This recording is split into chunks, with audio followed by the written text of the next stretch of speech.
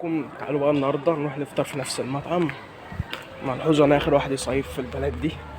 يلا نروح هناك. الجو النهارده حر قوي، مش عارف في ايه. خلاص قربنا على الميدان شويه وهنوصل عند المطعم.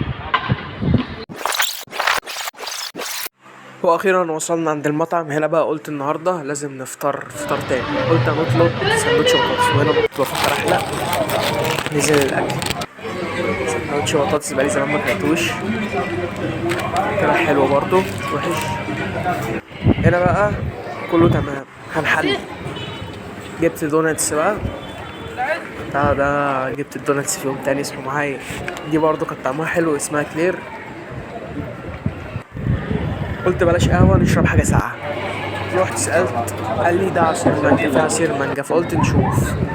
المهم خدنا عصير المانجا. خليكم فاكرين ده عصير ايه؟ مانجا.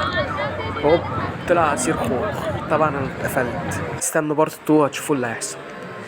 قلنا بقى نروح نتغدى في مطعم. رحنا اتغدينا. وجبة بروست اهي، كانت الصراحة جميلة، حتى ما فضلتش اصورها. كله تمام. قلنا بقى نروح نشرب واحد عصير تاني بدل اللي فات. طبعا شاب سوري زي العسل. عصير بقى، عملنا بقى عصير برتقان وليمون وكيوي.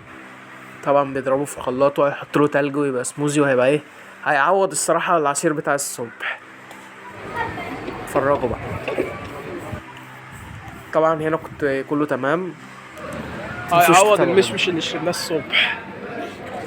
ومشمش ولا خوخ؟ مش خوخ بقى، انا بقول لك اتعشمت عشوة مانجا لقيتها خوخ. بس كده، سلام.